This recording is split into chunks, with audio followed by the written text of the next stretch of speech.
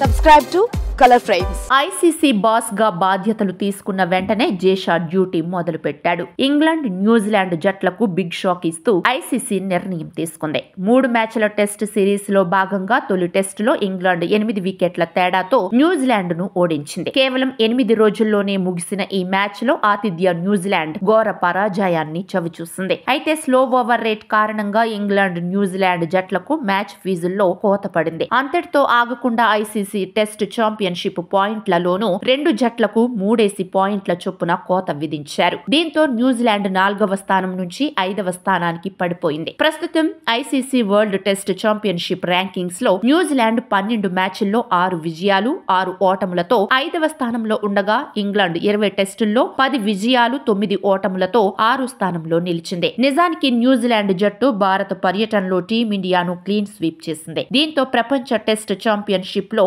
Final కు చేరుకోవాలనే ఆ జట్టు ఆశలు మరింత పెరిగాయి. అయితే ఇప్పుడు ఆ పరిస్థితి లేదు. ఇంగ్లాండ్ పై ఓటమితో న్యూజిలాండ్ మరింత దిగజారగా ఇప్పుడు స్లో ఓవర్ రేట్ కారణంగా పాయింట్లు తగ్గడంతో పరిస్థితి మరింత క్లిష్టంగా మారింది. ఇక ఈ టేబుల్లో ఇండియా అగ్రస్థానంలో కొనసాగుతుండగా సౌత్ ఆఫ్రికా 2వ స్థానంలో ఉంది. ఆస్ట్రేలియా 3వ స్థానంలో ఉంది. అయితే ప్రపంచ టెస్ట్ ఛాంపియన్షిప్ లో ఫైనల్ కు న్యూజిలాండ్ చేరుకోవాలంటే ఇంగ్లాండ్ పై మిగిలిన 2 టెస్టుల్లో విజయాలు సాధించడమే కాకుండా ఇతర జట్ల ఫలితాలు తమకు అనుకూలంగా రావాల్సిన అవసరం ఉంది. 2వ టెస్ట్ డిసెంబర్ 6 నుంచి 10 వరకు జరగనుంది. న్యూజిలాండ్ 2వ టెస్టులో పునరాగమనం చేసేందుకు ప్రయత్నిస్తుండగా ఇంగ్లాండ్ తమ ఆధిక్యాన్ని 2-0కి పెంచుకోవాలనుకుంటోంది. అయితే 2వ టెస్టుకు ముందు ఇరు జట్లపై ఐసీసీ కఠిన చర్యలు తీసుకోవడం హాట్ టాపిక్ గా మారింది. వీడియో మీకు నచ్చినట్లయితే ప్లీజ్ లైక్ చేయండి, షేర్ చేయండి, కామెంట్ చేయండి.